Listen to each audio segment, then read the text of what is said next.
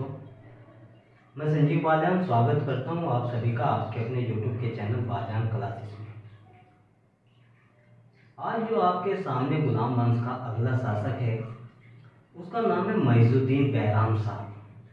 तो आज हमको मुइज़ुद्दीन बैराम शाह के बारे में पढ़ना है। मुइज़ुद्दीन बैराम शाह के बाद अलाउद्दीन मसूद शाह के बारे में पढ़ना है और इसके बाद नासिरुद्दीन महमूद जो शमसी वंश का छठा और आखिरी सुल्तान था उसके बारे में पढ़ना है। इन तीनों शासकों या सुल्तान के बारे में हमें ज़्यादा विस्तार से नहीं पढ़ना, सिर्फ महत्वपूर्ण तथ्यों को ही देखना है। जो इसके बाद नासिरुद्दीन महमूद के बाद शासक आता है बलबन, उसके इतिहास को हमें विस्तार से पढ़ना है। तो चलो इसी के साथ शुरू करते हैं। जो हमारा ये शासक है मुइज़ुद्दीन बैराम शाह, इसके बारे में। तो ये जो मुइज़ुद्दीन बैराम शाह है ये रुकनुद्दीन फिरोज का भाई है और जो 1240 से लेकर के 1242 तक शासन करता है। इस समय ये एक नए पद का सर्जन करता है जिसको बोलते हैं नायब-ए-मामलियात, यानी कि नायब का पद का सर्जन करता है। और इस पद को पहली बार सर्वप्रथम ये ऐतगीन नामक व्यक्ति को देता है। जब ऐतगीन के पास ये पद आ जाता है तो ऐतगीन की महत्वाकांक्षा और बढ़ जाती है और वो सुल्तान बनने की सोचता है। तो ये जो बैराम शाह है इसके जो शासन को ये नहीं मानता, यानी कि इसकी जो सत्ता है उसको ये स्वीकार नहीं करता है ऐतगीन। ये खुद को क्या समझता है? सुल्तान समझता है। तो इसी के बारे में देखते हैं। ये जो नायब का पद क्या करता है? सर्जन करता है और ऐतगीन को दिया है। इस समय इसका जो वजीर है, जो बैराम शाह का वजीर है, वो कौन है? महिजुबुद्दीन है। कौन है? महिजुबुद्दीन है। और ये महिजुबुद्दीन जो था ये रजिया सुल्ताना के समय में भी क्या था? वजीर था, जो निजामुल जुनैदी के स्थान पर बनाया गया था। तो आपसे यहाँ क्वेश्चन कर सकता है कि इल्तुतमिश के समय वजीर कौन था? बैराम शाह के समय वजीर कौन था? या रजिया सुल्तान के समय वजीर कौन था? इस तरह के प्रश्न आपके सामने कर सकता है। तो इनको ध्यान से देखना कि कौन सा वजीर किसके सामने था। इसके बाद आता है मिन्हाज। ये मिन्हाज सिराज जो है उस समय का बहुत ही बड़ा इतिहासकार था। इल्तुतमिश के समय से ही था ये। जो मिन्हाज सिराज है ये इसके बारे में क्या कहता है? बैराम शाह के बारे में ये कहता है कि जो बैराम शाह है उसके अंदर अनेक प्रशंसनीय गुण थे। उसके अंदर क्या थे? अनेक सराहनीय गुण थे, किंतु वो एक अत्याचारी और रक्तपात करने वाला शासक था। ये मिन्हाज बोलता है बैराम शाह के बारे में। और इससे आगे क्या होता है? ऐतगीन ने बागडोर अपने हाथों में ले ली तथा इल्तुतमिश की पुत्री से शादी की। जो ऐतगीन है ये अपनी जो स्थिति है उसको मजबूत करने के लिए इल्तुतमिश के वंश से वैवाहिक संबंध बनाता है और इल्तुतमिश की जो तलाकशुदा पुत्री यानी कि बैराम शाह की जो बहन है उससे ये शादी कर लेता है।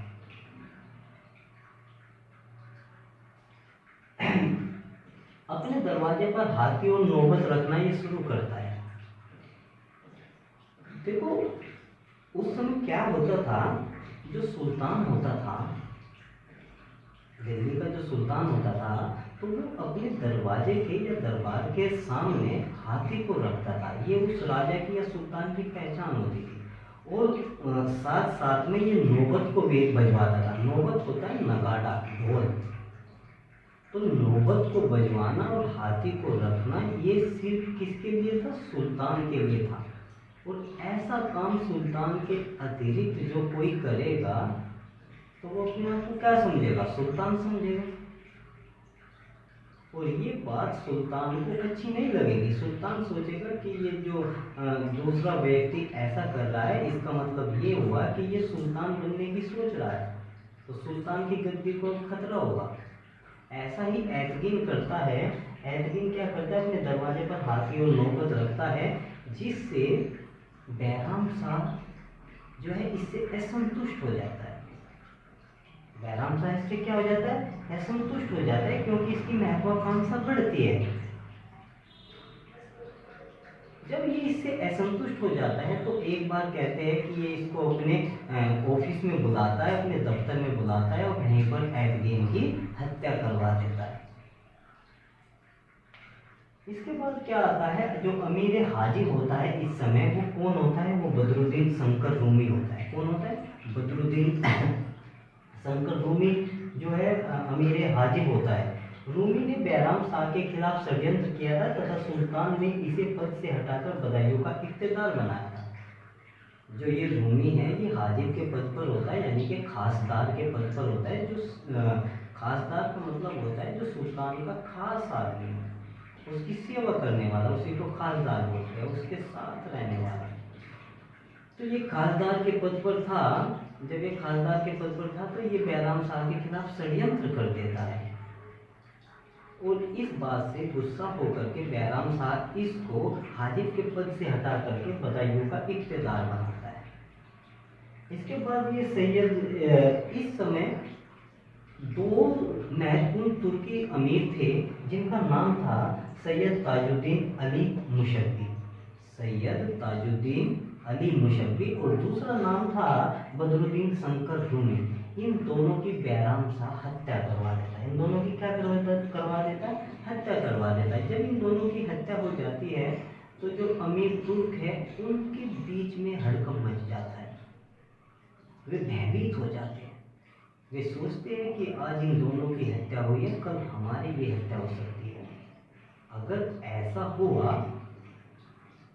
तो बहुत गलत होगा, क्योंकि हम तो पहले ही मारे जाएंगे। तो इसका मतलब ये हुआ कि ये जो तुर्क अमीर है ये बैराम शाह के खिलाफ क्या कर देते हैं, षड्यंत्र कर देते हैं, उसको गद्दी से उतारना चाहते हैं। इस समय जो काजी होता है, काजी कौन होता है, जलालुद्दीन काशी काजी के पद पर होता है। 1241 ईस्वी में, देखो 1241 का जब समय आता है तो इसके समय में मंगोल आक्रमण करते हैं, लेकिन जो मंगोल का जो आक्रमण करने वाला होता है उसका नाम होता है तायर। कौन होता है, तायर। तो तायर के नेतृत्व में मंगोल का आक्रमण किसके समय में हुआ था, बैराम शाह के समय में हुआ था। तो जब ये आक्रमण करता है तायर, तो ये मुल्तान पर आक्रमण करता है, जहाँ पर कबीर खां अय्याज शासन कर रहा होता है। तो ये कबीर खां अय्याज इस आक्रमण को विफल कर देता है। क्या कर देता है, विफल कर देता है। तो ये जो तायर है ये मुल्तान को छोड़ करके लाहौर की तरफ बढ़ जाता है, और लाहौर में जब विद्रोह करता है तो बैराम शाह इस समय अपने वजीर महजूबुद्दीन को इस विद्रोह को रोकने के लिए भेजता है। और ये जो महजूबुद्दीन है इसको इसी अवसर की तलाश थी कि मुझे किसी भी तरह अपने आप को सही साबित करने का अवसर मिल जाए, तो हो सकता है मैं नायब के पद पर आ जाऊं। तो ये क्या करता है, इसको जो है ये मौका मिल जाता है, और इसी मौके की इसको क्या थी, तलाश थी। महजूबुद्दीन ने क्या किया, तो इस समय महजूबुद्दीन क्या करता है, जो बैराम शाह है सुल्तान, उससे एक फरमान प्राप्त करता है, एक आज्ञा प्राप्त करता है। और वो आज्ञा क्या होती है, ये जो महजूबुद्दीन है ये कहता है कि जो तुर्क अमीर है, जो तुर्क अमीर है और वो स्वामी भक्त नहीं है, यानी कि वो स्वामी के प्रति आत्मसमर्पण नहीं करते या स्वामी भक्ति नहीं रखते, तो जो तुर्क अमीर है और जो स्वामी भक्त नहीं है उनको मृत्युदंड दिया जाए या मौत के घाट उतार दिया जाए, ऐसा ये फरमान प्राप्त करता है बैराम शाह से। तो जब ये बैराम शाह इसको फरमान को पास कर देता है, दे देता है इसको, तो तुर्की अमीर इससे जो है नफरत करने लगते हैं बैराम शाह से, और 1241 जून 1241 में इसको गद्दी से उतार करके बाद में इसकी क्या कर देते हैं, हत्या कर देते हैं। तो तो महीजुबुद्दीन ने तुर्क अमीर जो स्वामी भक्त नहीं थे की हत्या करने का फरमान प्राप्त किया। बैराम खान को बंदी बनाकर 1242 में उसकी हत्या कर दी गई। और इस समय जब इसकी 1242 में हत्या हो जाती है तो एक तुर्क सरदार होता है, तुर्क सरदार या तुर्क अमीर, आप जो तुर्क सरदार या तुर्क अमीर होते हैं आप किनको समझते हैं? ये तुर्क सरदार या तुर्क अमीर वे ही लोग हैं जिनका इल्तुतमिश जो है संगठन करता है और 40 दल बनाता है, उन्हीं को कहते हैं तुर्क अमीर। तो इन तुर्क अमीर और तुर्क सरदार में एक व्यक्ति है जिसका नाम है किशलू खां। ये जो किशलू खां है ये बलबन का भाई है। और जब बैराम शाह की हत्या हो जाती है तो ये दिल्ली में प्रवेश करता है और जो गद्दी है उस पर अधिकार कर लेता है। लेकिन अन्य तुर्क सरदार इसकी गद्दी से या इसके राजा बनने से संतुष्ट नहीं थे और वे इसको गद्दी से उतार करके रुकनुद्दीन फिरोज के पुत्र अलाउद्दीन मसूद शाह को गद्दी पर बैठाते हैं। इसको बैठाते हैं, अलाउद्दीन मसूद शाह को गद्दी पर बैठाते हैं। और 1242 ईस्वी में जो अगला शासक है दिल्ली सल्तनत का वो अलाउद्दीन मसूद शाह बनता है। तो यहाँ पर एक बात बहुत महत्वपूर्ण है कि आपसे पूछ सकता है कि वो कौन सा तुर्क सरदार था जो बैराम शाह की मौत के बाद गद्दी पर बैठने का प्रयास करता है। तो वो कौन था? वो किशलू खां था। छोटी छोटी बातें हैं जो आपको याद रखनी है। इसके बाद जो अगला शासक है, इसके बाद जो अगला शासक है शमसी वंश का, शमसी वंश का 5वां शासक, शमसी वंश का 5वां शासक और गुलाम वंश का ये 7वां शासक है। कौन सा शासक है? 7वां शासक। बैराम शाह 6ठा शासक था गुलाम वंश का और अलाउद्दीन मसूद शाह जो है 7वां शासक है, लेकिन शमसी वंश का 5वां शासक है और ये रुकनुद्दीन फिरोज का पुत्र है। इसका जो टाइम पीरियड है, जो समय काल है, वो कब से कब तक का है? 1242 से लेकर के 1246 ईस्वी तक का इसका शासन काल है। 4 साल 1 महीना ये शासन करता है। लेकिन जब ये सुल्तान बनाया जाता है तो इसके सामने एक शर्त रखी जाती है। शर्त ये रखी जाती है कि जो तुर्क सरदार है वे कहते हैं कि भाई देख, तुम्हें सुल्तान तो बनने दिया जाएगा, तुम सुल्तान तो बन जाओगे, हम तुम्हें गद्दी पर बैठा देंगे और तुम क्या बन जाओगे? सुल्तान बन जाओगे, लेकिन जो वास्तविक सत्ता है वो हमारे हाथ में होगी। तो वास्तविक सत्ता किसके हाथ में होगी? वो हमारे हाथ में होगी, जो हम कहेंगे आप वही करोगे। तो ये अलाउद्दीन मसूद शाह कहता है ठीक है, मैं वही करूँगा जो आप कहोगे, मैं सिर्फ नाम मात्र का ही शासक बनूंगा, आप मुझे गद्दी पर बैठा दीजिए। तो इस शर्त से इसको क्या करते हैं? गद्दी पर बैठाते हैं। इस समय जो कि ये अलाउद्दीन मसूद शाह है, तो देख लेते हैं कि इसके समय में कौन वजीर होता है, कौन नायब होता है और कौन काजी होता है, और इसको देख लेते हैं। तो जो नायब का पद होता है इस समय महीजुबुद्दीन का नहीं रहता। अलाउद्दीन मसूद के समय जो नायब का पद होता है वो किसके पास चला जाता है? मलिक कुतुबुद्दीन हसन गोर के पास चला जाता है। ये गोर का रहने वाला है, अफगानिस्तान का रहने वाला है और एक शरणार्थी है जो शरण के लिए भारत में आया था, यानी कि इसने भारत में क्या ली थी? शरण ली थी। यहाँ पर मैं यहाँ पे कोई बात बता दूं, ये तुर्क अमीर भी नहीं है, ये गैर तुर्की है। कैसा है? गैर तुर्की है, ताजिक है। अगला जो पद है हाजिब का, या हाजिब का, और हाजिब के साथ साथ में जो काजी का पद है वो किसको दिया गया था? वो इमामुद्दीन बुराकुश को दिया गया था। मसूद के समय इमामुद्दीन बुराकुश को दिया गया था। जो वजीर है, वजीर का पद किसको दिया गया था? निजामुद्दीन अबू बकर को दिया गया था। किसको दिया गया था? निजामुद्दीन अबू बकर को दिया गया था। अब यहाँ पर जो किशलू खां है, जो बलबन का भाई है किशलू खां, वो क्या बनता है, क्या उसको पद दिया जाता है? तो जो राजस्थान है, राजस्थान का जो कुछ क्षेत्र जैसे नागौर हो गया, अजमेर हो गया, मंदौर हो गया, यहाँ का जो कुछ क्षेत्र है वो उसका अधिकारी या सूबेदार इसको बना दिया जाता है। इसके बाद आता है बलबन। कौन आता है? बलबन। ये जो बलबन है, इस समय एक पद होता है अमीर हाजी। कौन सा पद होता है? अमीर हाजिर। अमीर हाजिर के पद पर यानी कि इमामुद्दीन के बाद अमीर हाजिर के पद पर इसको नियुक्त किया जाता है। लेकिन इससे पहले बैराम शाह के समय में ये किस पद पर था? बैराम शाह के समय में ये हांसी का इक्तेदार था। किसका इक्तेदार था? हांसी का इक्तेदार था। अगर आपसे ही पूछ लिया जाए, क्वेश्चन ही पर पूछ लिया जाए कि जो बलबन है इल्तुतमिश के समय किस पद पर था, तो क्या बताओगे? क्या ये इल्तुतमिश के समय था बलबन? अगर ये इल्तुतमिश के समय था तो किस पद पर था?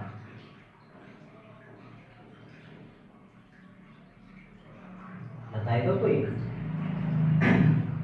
ये जो बलबन है इल्तुतमिश के समय खासदार के पद पर था, यानी कि अमीर हाजिर के पद पर था। किसके पद पर था? खासदार या अमीर हाजिर के पद पर था।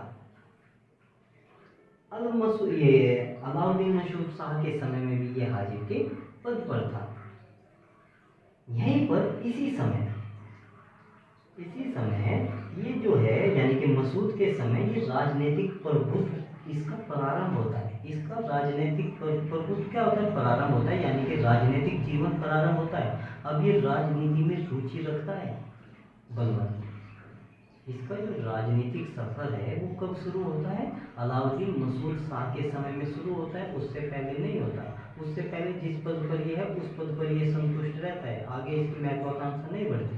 लेकिन जब मसूद शाह आता है तो इस समय इसका राजनीतिक प्रभुत्व क्या हो जाता है? प्रारंभ हो जाता है, ये राजनीति करने लगता है। और इसी समय क्या होता है? इस समय सैनिक जो अमीर होते हैं, जो सैनिक अमीर होते हैं, उनको क्या करता है ये बलबन? मंगोलों एवं राजपूतों के विरुद्ध लड़वाता है। क्योंकि ये जो मंगोल है, जो ये राजपूत है, इनकी जो स्थिति है वो इस समय कुछ अच्छी हो जाती है, और इनकी स्थिति अच्छी ना हो पाए, सुल्तान के लिए खतरा पैदा ना हो सके, इसी वजह से ये अमीर सैनिक है उनको इनसे लड़वाता है बलबन। तो देखो ये राजनीति कर रहा है। और क्यों लड़वाता है? क्योंकि इसको पता है जो पिछली सत्ता थी उसमें सैनिकों का अभाव था। जो पिछली सत्ता थी, जैसे इल्तुतमिश के समय में, बैराम शाह के समय में, और रजिया सुल्तान के, रुकनुद्दीन फिरोज के समय में, जो सत्ता थी, जो शासन था, उसमें सैनिकों का अभाव था, जिस वजह से जो शासन था उसमें क्या थी? उतला पतली थी। और इस स्थिति को बलबन ने बहुत ही करीब से देखा था, क्योंकि ये शुरुआत से ही चालीसा दल में है बलबन, इल्तुतमिश के समय में ही है। तो ये इल्तुतमिश के समय से शासन को देख रहा है, शासन में क्या अच्छा हो रहा है, क्या बुरा हो रहा है, किस तरह से इससे निपटा जा सकता है, सब चीजों का ज्ञान है इसको। इसके समय में, अलाउद्दीन मसूद शाह के समय में क्या होता है? जो तुगरिक खां है, ये अमीर तुर्क है, जो तुगरिक खां है वो बंगाल का स्वतंत्र शासक बन जाता है। क्या बन जाता है? स्वतंत्र शासक बन जाता है, और सुल्तान की जो सत्ता है उसको अस्वीकार करता है, उसको नहीं मानता, उसको सुल्तान नहीं मानता, अपने आप को जो है उनसे अलग रख के शासन करता है, अपने नियम खुद बनाता है, शासन खुद करता है। इसी समय मुल्तान और उर्ज, यानी कि जो लाहौर का क्षेत्र है, मुल्तान और उर्ज, वो भी क्या हो जाते हैं? स्वतंत्र हो जाते हैं।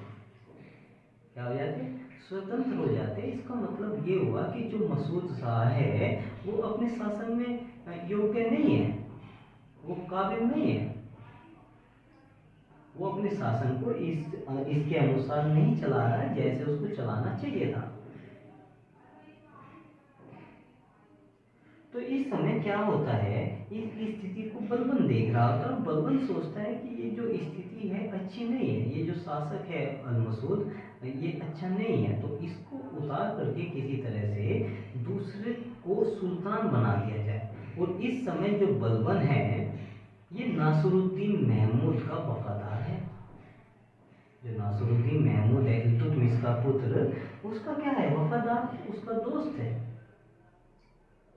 तो इस समय बलबन और नासिरुद्दीन महमूद, और नासिरुद्दीन महमूद की जो माता होती है, वो तीनों ही अल मसूद के खिलाफ षड्यंत्र करते हैं और इसको क्या करते हैं, गद्दी से उतार देते हैं।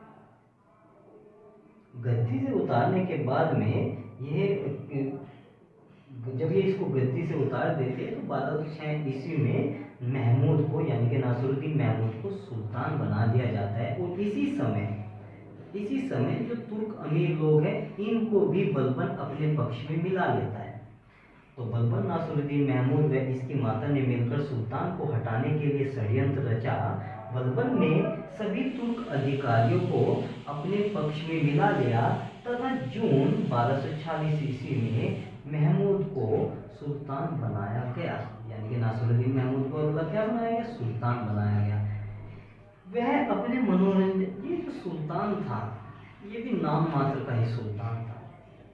हालांकि इसका शासनकाल 20 साल तक जरूर था। 1240 से लेकर के 1266 तक 20 साल तक इसने शासन किया था। लेकिन ये अयोग्य शासन था। ये जो इसकी शासन की जो सत्ता थी, जो दिल्ली सल्तनत की सत्ता, वास्तविक सत्ता थी, वो बलबन के हाथों में थी।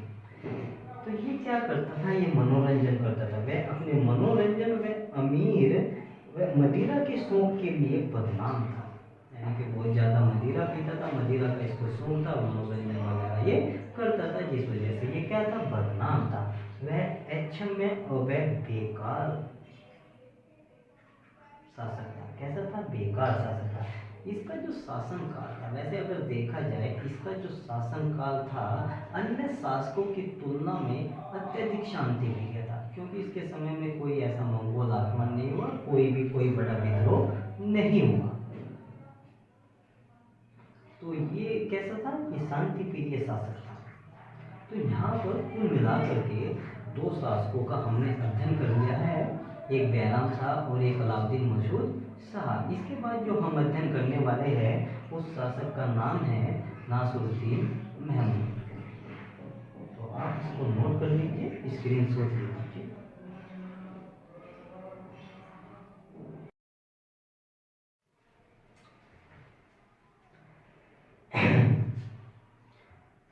तो इसके बाद शमसी वंश का आखिरी और छठा जो शासक था, जो सुल्तान था, उसका नाम था नासिरुद्दीन महमूद। और कुल मिला के गुलाम वंश का ये जो है 8वां शासक है, यह 8वां सुल्तान है। अब इसके बारे में हम जो है चर्चा करेंगे कि यह आखिर कब राजा बना था और कितने वर्षों तक इसने शासन किया और वास्तविक सत्ता किसके हाथ में थी। इन सभी के बारे में इसमें हम अध्ययन करेंगे। तो देखते हैं जो नासिरुद्दीन महमूद है, इसका जो शासनकाल है वो 1246 ईस्वी से लेकर के 1266 ईस्वी तक का इसका शासनकाल है। राजा बनने से पहले ये बहराइच का क्या था, सूबेदार था। ये बहराइच का क्या था, सूबेदार था। जो नासिरुद्दीन महमूद था उसके अंदर जो शासक के गुण होते हैं वो बहुत ही कम थे, ना के बराबर। ये जो था एक तरह का संत आदमी था। कैसा था, संत आदमी था, संत स्वभाव का ये शासक था। यानी कि ये धार्मिक प्रवृत्ति का था, ज़्यादा धर्म में विश्वास करता था। ये कुरान पढ़ता रहता था और धर्म की बातें या धार्मिक कार्य ही करता रहता था। ये जो था नासिरुद्दीन महमूद अन्य शासकों या अन्य सुल्तानों के तरह नहीं था। जैसे अन्य जो शासक थे, जो सुल्तान थे, वो जो अपने परिवार का खर्चा है, अपने परिवार का पालन पोषण है, वे जनता के द्वारा मिली हुई आय से या करों से प्राप्त आय से करते थे। यानी कि जो राजकोष है उसमें जो धन होता था उसी से वो अपना पालन पोषण करते थे। लेकिन ये जो नासिरुद्दीन महमूद है ये ऐसा नहीं था। ये अपना पालन पोषण या अपने परिवार का पालन पोषण करने के लिए क्या करता था, ये जो कुरान होती है, कुरान में जो महत्वपूर्ण बातें होती हैं उनको बोलते हैं आयतें। तो उनकी आयतें वो लिखता था और उनको बेचा करता था। उससे जो पैसा आता था उससे ये अपने परिवार का भरण पोषण करता था। दूसरा इसका जो व्यवसाय था, जो करने का तरीका था, वो था टोपी सीलना। तो जो मुस्लिम लोग होते हैं, जो इस्लामी धर्म के लोग होते हैं, वो अपने सर पे टोपी पहनते हैं। इस टोपी को ये सीखता था और इसको बेचता था, और इससे जो पैसा आता था उन्हीं से अपने परिवार का खर्चा करता था। तो एक तरह से इसने जो है राजकोष से कोई भी धन नहीं लिया था। तो यहाँ पता चलता है ये किस प्रवृत्ति का था, ये संत प्रवृत्ति का था, धार्मिक प्रवृत्ति का था। एक और इसमें गुण था कि ये जो सुल्तान है महमूद, ये अपने समय का सर्वश्रेष्ठ क्या था, सुलेखक था। ये जो था अपने समय का श्रेष्ठ सुलेखक था, यानी कि अच्छा लिखने वाला, अच्छा लिखता था, अच्छी बातें लिखता था। अब देखते हैं, ये जो मैं बार बार आपको एक इतिहासकार है इसके बारे में बता रहा हूँ, मिन्हाज सिराज, इसका नाम आपने बार बार सुना होगा। ये जो मिन्हाज सिराज है, इसने एक पुस्तक लिखी थी, तबाकत नासिरी। तबाकत माने होता है पुस्तक, नासिरी माने होता है नासिर। ये क्या नाम है, महमूद, नासिरुद्दीन महमूद। तो ये जो तबाकत नासिरी पुस्तक है, इसने नासिरुद्दीन महमूद के लिए लिखी थी, लेकिन जो इल्तुतमिश का ज्येष्ठ पुत्र था नासिरुद्दीन महमूद, उसके बारे में इसने लिखना शुरू किया था। जब इसके बारे में इसने लिखना शुरू किया और उसकी मृत्यु हो गई, तो फिर उसने जो उसका दूसरा पुत्र हुआ था, ये नासिरुद्दीन महमूद, जो दिल्ली सल्तनत का 8वां सुल्तान बना, इसके बारे में इसने लिखा। और इसने इसे लिखा कि ये जो सुल्तान है ये बड़ा ही आदर्शवादी है, अच्छा सुल्तान है, उदार है। तो इसने मिन्हाज सिराज ने इसको दिल्ली सल्तनत का सबसे आदर्श सुल्तान माना है और अपनी पुस्तक तबाकत नासिरी इसको समर्पित की है। ये क्वेश्चन पूछा गया है एक बार यूपीएससी में कि वो कौन सा इतिहासकार है जो नासिरुद्दीन महमूद को एक आदर्श सुल्तान मानता है। तो वो जो इतिहासकार है वो कौन है, मिन्हाज सिराज है। मिन्हाज सिराज इस समय काजी के पद पर है। किसके पद पर है, काजी के पद पर है, और महमूद को दिल्ली का आदर्श सुल्तान मानता है। महमूद शासन की बागडोर, अब देखो महमूद जो है, नासिरुद्दीन महमूद इस समय कैसा है, संत प्रवृत्ति का है, और वो जो है लड़ाई झगड़े में भी विश्वास नहीं करता। जैसे एक सुल्तान होता है, अच्छा सुल्तान, तो बात बात पर सुल्तान क्या करता है, तलवार उठा देता है और युद्ध करने की तैयारी करता है। लेकिन ये ऐसा नहीं था, नासिरुद्दीन महमूद बड़ा ही संत प्रवृत्ति का, शांत स्वभाव का था।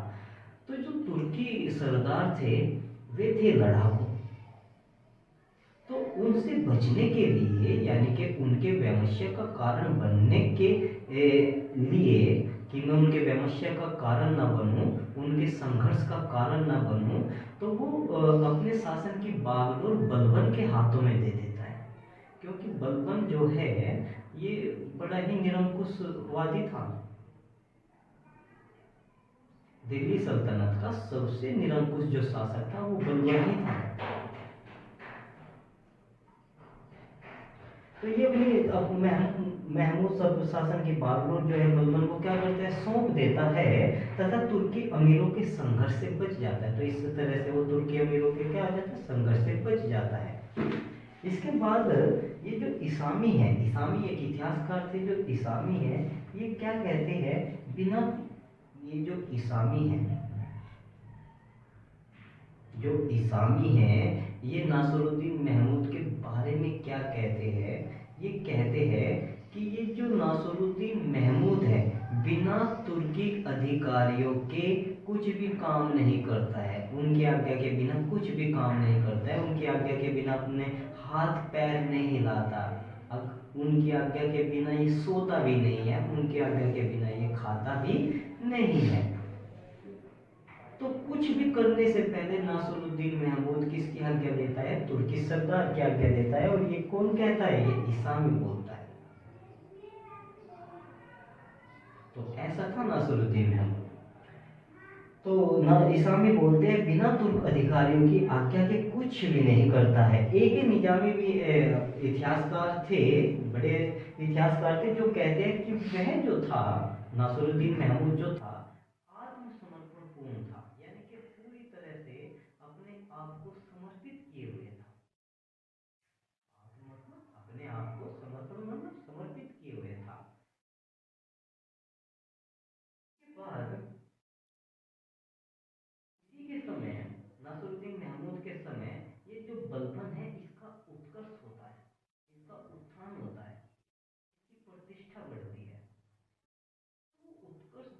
होता है, किन परिस्थितियों में होता है और क्या क्या उसके उत्कर्ष में बदलाव आते हैं, एक बार हमको देख लेते हैं। तो जो बलबन का उत्कर्ष है ये नासिरुद्दीन महमूद के समय में ही होता है।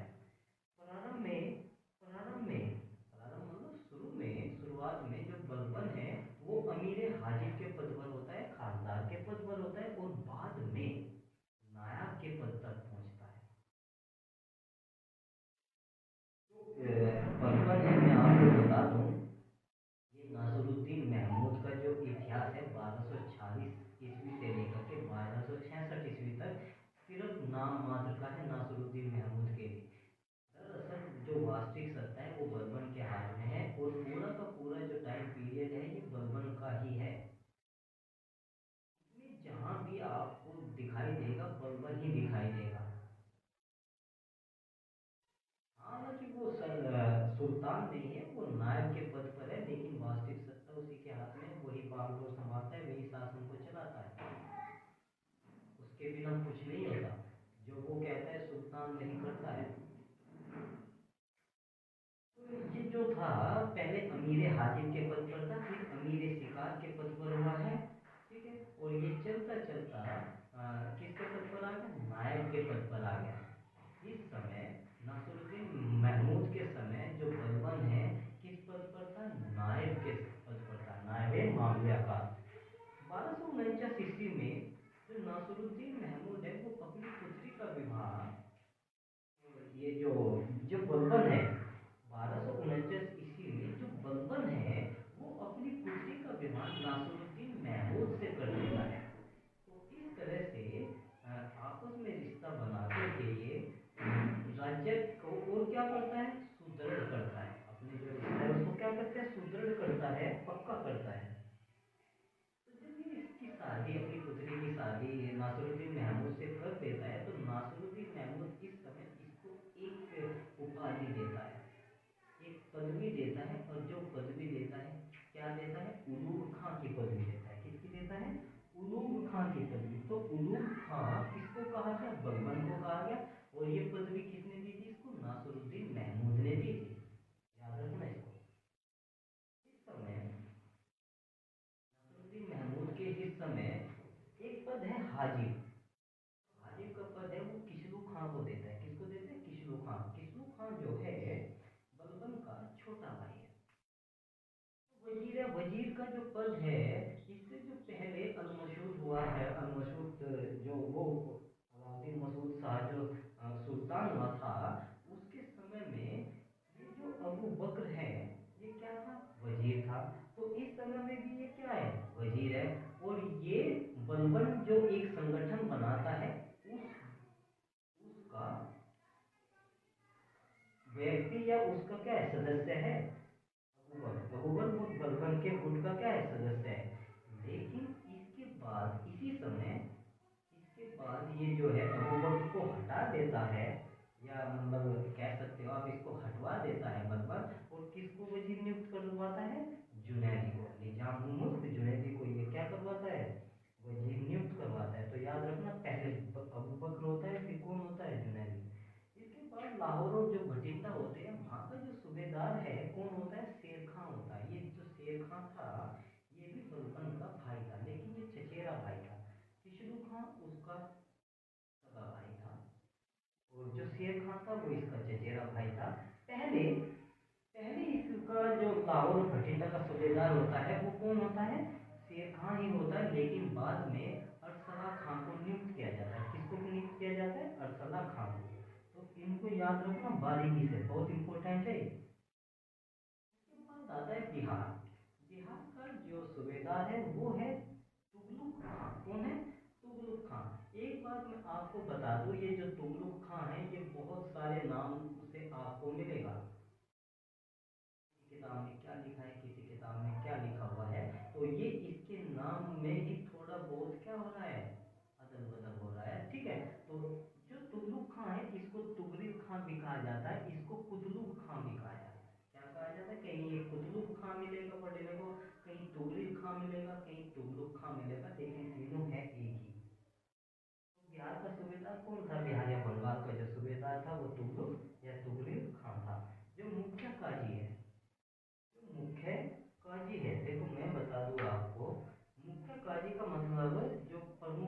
होता है उस समय कौन था? पहले मिन्हाज था। कौन था? मिन्हाज सिराज को इसने मुख्य काजी बनाया था।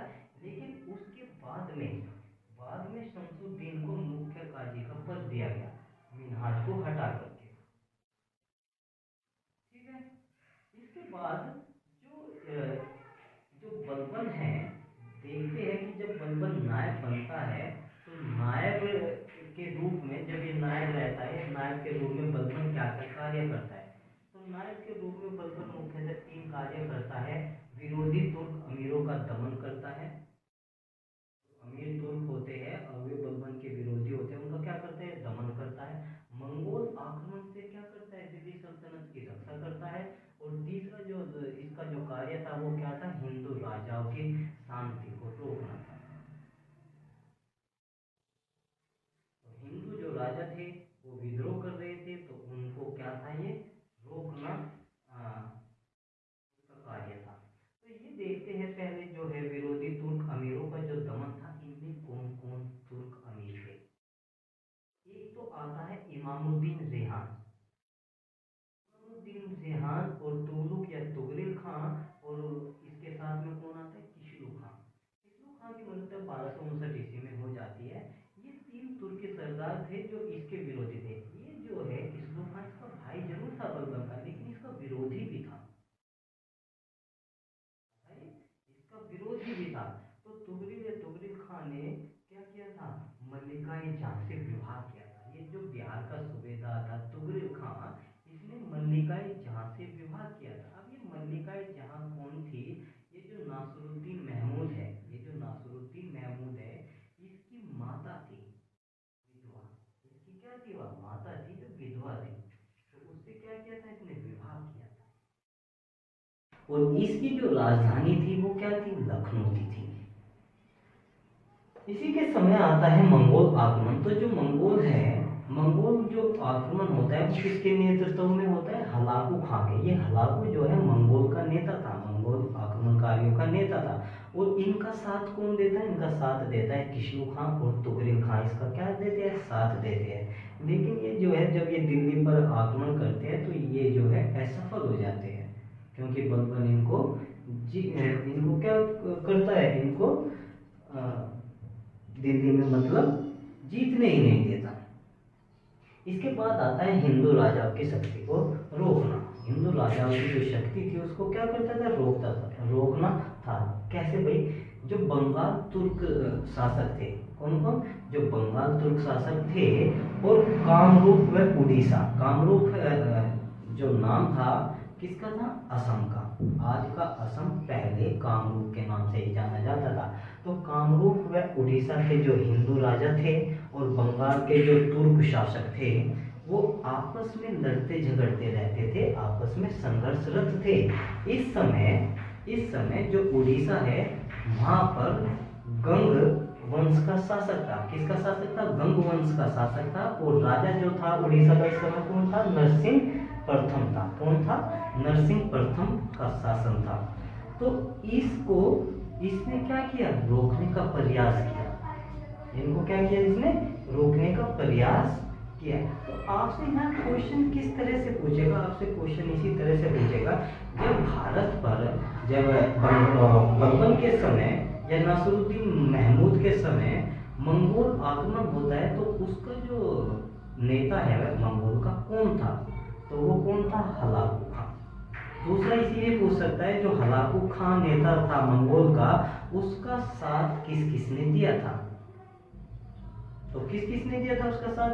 किशलू खां ने दिया था और तुगरिल खां ने दिया था। एक दो नाम और भी बता देगा, तो आपको याद रखना है कौन कौन सा था। आपसे क्वेश्चन पूछ सकता है कि जब नासरुद्दीन महमूद के समय जो उड़ीसा है वहां का जो शासक कौन था या किस वंश का शासन था? तो वहां पर गंग वंश का शासन था। और नरसिंह प्रथम क्या था? वहां का राजा था। अब बात करते हैं जो बलबन है जब ये नायक बनता है तो इसके समय में क्या क्या विद्रोह होते हैं, कौन कौन विद्रोह करता है और इन विद्रोह को ये कैसे शांत करता है, एक बार इनको देख लेते हैं। तो जो बलबन है, बलबन के समय में बंगाल में भी विद्रोह होता है। कहाँ होता है? बंगाल में विद्रोह होता है। बुंदेलखंड और बघेलखंड में विद्रोह होता है। जो के नाम से जाना जाता है। इसमें एमपी भी आता है, इसमें क्या आता है, एमपी का क्षेत्र भी आता है और यूपी का क्षेत्र भी आता है, बुंदेलखंड। और ये है मालवा। जो मालवा है ये मध्य प्रदेश का जो क्षेत्र है उसी को मालवा बोला जाता है। राजपूताना आता है, राजपूताना भी क्या करते हैं, विद्रोह करते हैं। और मेवाती, जो हरियाणा में मेवात है, जो आज महू के नाम से जाना जाता है, ये भी क्या करते हैं, विद्रोह करते हैं बलबन के खिलाफ या नासिरुद्दीन महमूद के खिलाफ। हालांकि नासिरुद्दीन महमूद के खिलाफ ये विद्रोह नहीं करते, क्योंकि नासिरुद्दीन तो नाम मात्र का शासक है। जो असली काम है लड़ाई झगड़े का वो कौन कर रहा है, बलबन कर रहा है, तो उसी के खिलाफ विद्रोह होगा। इसमें दोआब में कटेहर जो है ये क्या करते हैं, विद्रोह करते हैं। अब मैं आपको बता दूं इनके बारे में एक एक करके। तो जो बंगाल है, बंगाल में एक स्थान है कड़ा एक स्थान है, वहां पर ये शासन कर रहा होता है अरसला खां। ये क्या करता है, अरसला खां शासन करता है। और ये क्या है, ये कैसे शासन करता है, स्वतंत्र शासक की भांति व्यवहार करता है, स्वतंत्र शासक की भांति व्यवहार करता है। यानी कि दिल्ली सल्तनत का जो शासक है उसकी बातों को नहीं मानता, उससे स्वतंत्र होकर शासन करता है। और ये बात बलबन को अच्छी नहीं लगती, तो वो इसको अपने अधीन लाना चाहता है। जब वो इसको अपने अधीन लाता है तो वहां पर विद्रोह हो जाता है। लेकिन इस बंगाल को बलबन जीत नहीं पाता। बंगाल जो है दिल्ली सल्तनत के प्रभाव से निकल गया था। और यहाँ पर 2 बार विद्रोह होता, कितनी बार, 2 बार विद्रोह हुआ था। दोनों बार जो है बलबन ने इस विद्रोह को दबाया भी था, लेकिन फिर भी बंगाल को अपने अधीन नहीं ला सका था। इसके बाद आता है बुंदेलखंड व बघेलखंड। बुंदेलखंड में इस समय चंदेल वंश के राजा थे। और चंदेल वंश के जो राजा थे उनमें 3 भाई थे। कौन कौन थे, त्रिलोक वर्मा था, वीर वर्मा था और हमीर वर्मा। ये 3 लोग थे, इन्हीं का शासन था, यही राज कर रहे थे। बलबन ने 1248 ईस्वी में यहाँ पर कब विद्रोह किया हुआ था, 1248 में। तो 1248 ईस्वी में इनको यानी कि चंदेल वंशियों को उत्तर भारत की तरफ बढ़ने से रोक दिया था। ये उत्तर भारत की तरफ बढ़ रहे थे, अपने साम्राज्य का विस्तार करना चाह रहे थे। लेकिन इसने क्या किया, बलबन ने इनको रोक दिया था, उत्तर की ओर इनका विस्तार रोक दिया था। एक आता है मालवा। तो मालवा के अंतर्गत जो भी था ये था ग्वालियर, चंदेरी, नारनौल पड़ता है तुम्हारे कहाँ, हरियाणा में। ग्वालियर, चंदेरी, नारनौल को इसने क्या किया था, रोंद डाला था बलबन ने इस शहर को यानी कि मालवा को पूरी तरह से क्या किया था, रोंद डाला था, नरसंहार किया था, अच्छी तरह लूटा था। और ये कब किया था इसने, 1251 में किया था। और यहाँ पर मालवा में जब विद्रोह होता है तो यहाँ पर एक ही स्थान महत्वपूर्ण है, वो स्थान है ग्वालियर। तो आपसे पूछ सकता है जब बलबन के समय यहाँ पर विद्रोह होता है तो यहाँ का जो राजा था वो कौन था। तो यहाँ का जो राजा शासक था वो था चाहारदेव। कौन था, चाहारदेव। इसके बाद आता है राजपूताना। राजपूताना मतलब राजपूत के जो क्षेत्र थे, जो राजपूत वंश के जो शासक थे उनके जो क्षेत्र थे उसको बोलते हैं राजपूताना। तो यहाँ पर 2 वंश जो थे शासन कर रहे थे। पहला था चौहान वंश और दूसरा था गोहिल वंश। कौन सा था, गोहिल वंश। गोहिल आगे चल के गहलोत के नाम से जाना जाता है। गोहिल आगे चल के क्या, गहलोत के नाम से यही जाना जाता है। तो चौहान व गोहिल वंश जो थे वंश या शासक थे। और 1258 ईस्वी में यहाँ विद्रोह होता है। लेकिन यहाँ पर देखो जब विद्रोह होता है तो एक स्थान है रणथंबोर। कौन सा स्थान है, रणथंबोर जो स्थान है राजस्थान में। ये रणथंबोर, इस रणथंबोर को ये बलबन जो है जीत नहीं पाता। यहाँ पर मैं आपको बता दूं 2 ही स्थान ऐसे हैं जिनको ये है जीत नहीं पाता। पहला स्थान ग्वालियर और दूसरा स्थान रणथंबोर, जिनको है ये बलबन जीत नहीं पाता। तीसरा जो ये जो आगे चल के जो विद्रोह होता है वो होता है मेवाती। तो कहते हैं जो मेवात है यहाँ पर घना जंगल था और यहाँ पर डाकू लुटेरे रहते थे। तो जो राह में चलने वाले जो आदमी होते थे जैसे कोई यहाँ से अपने कहीं रिश्तेदार जा रहा है, रिश्तेदारी में जा रहा है या फिर इधर उधर जा रहा है, तो उनको क्या करते थे, ये लूटते थे।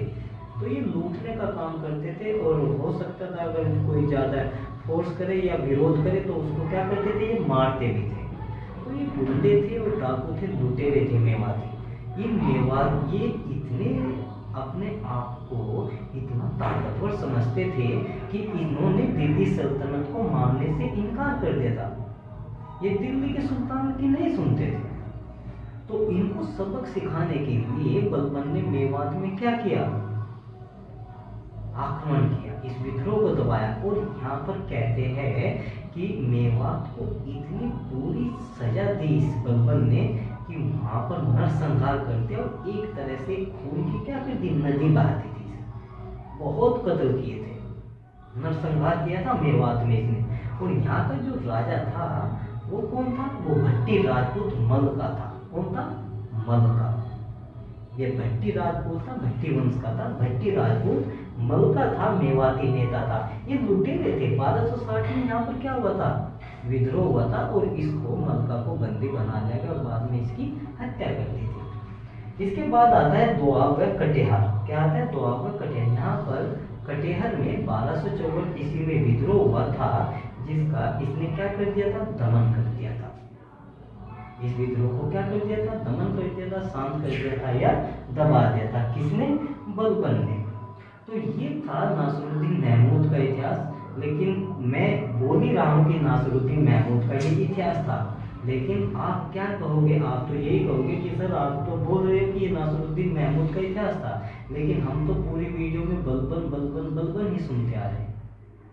तो मैंने आपको पहले ही कहा था कि ये जो नासिरुद्दीन महमूद है, ये नाम मात्र का एक वो था सुल्तान, वास्तविक सत्ता बलबन के हाथ में थी। और आपको सिर्फ बलबन का इतिहास पढ़ने को मिलेगा यहाँ पर। 1266 ईस्वी में, 1266 ईस्वी में ये जो नासिरुद्दीन महमूद है, इसकी मृत्यु हो जाती है और बलबन जो है कुतुब खान क्या बनता है, गयासुद्दीन के नाम से गद्दी पर बैठता है और दिल्ली सल्तनत का नौवा और इल्बारी द्वितीय वंश का या बलबनी वंश का पहला शासक बनता है, और गुलाम वंश का या दिल्ली सल्तनत का वो नौवा शासक बनता है नासिरुद्दीन महमूद की मृत्यु के बाद। कहते हैं कि यहाँ पर जो नासिरुद्दीन महमूद है, इसकी मृत्यु को लेकर इतिहासकारों में अलग अलग मतभेद है। कोई कहता है कि बलबन ने इसको जहर देकर मरवाया था, कोई कहता है कि ये जो है बीमारी से मरा था, कोई कहता है कि नहीं, इसको बलबन ने मारा था, इसकी हत्या की थी बलबन ने, क्योंकि बलबन ने इल्तुतमिश के कई वंशजों की हत्या की थी, तो इसकी भी की थी। तो कौन सा इतिहासकार क्या कहता है, एक बार उसको देख लेते हैं। जो तारीख़ मुबारक शाही है, ये जो तारीख़ मुबारक शाही है, ये एक पुस्तक है जिसको अहमद सर हिंदी लिखते हैं। कौन लिखते हैं, अहमद सर हिंदी। एक बार मैं यहाँ पर इसका नाम लिख दूँ, अहमद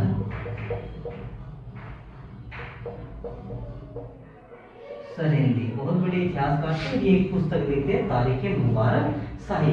इसमें इन्होंने लिखा है कि ये जो नासिरुद्दीन महमूद है, ये किसी बीमारी से मरा था, ये किसी बीमारी से मरा था। इसके बाद में आता है फरिश्ता। कौन आता है, फरिश्ता। जो फरिश्ता है, फरिश्ता क्या कहता है, फरिश्ता कहता है कि बलबन ने इल्तुतमिश के 3 वंशजों का अंत किया था, और नासिरुद्दीन महमूद भी इल्तुतमिश का ही वंशज था, जिसका अंत किसने किया, बलबन ने किया था। ये फरिश्ता कहता है। आगे चल के जो इसामी है, इसामी एक पुस्तक है इसामी की, जिसका नाम है फुतुस लातीन। फुतुस लातीन इसकी एक पुस्तक है इसामी की। ये क्या कहता है इसमें, ये कहता है कि बलबन ने विष देकर इसको मरवाया था। बलबन ने हालांकि खुद विष नहीं दिया था, तो यही इतिहासकार इसामी ही कहता है कि बलबन की जो पुत्री थी, उसने जो है उसकी शादी नासिरुद्दीन महमूद से की थी, और उसी को इसने पहला फुसलाकर विष जो है नासिरुद्दीन महमूद को दिलवाया था अपनी पुत्री के हाथों से, ऐसा इसामी बोलता है।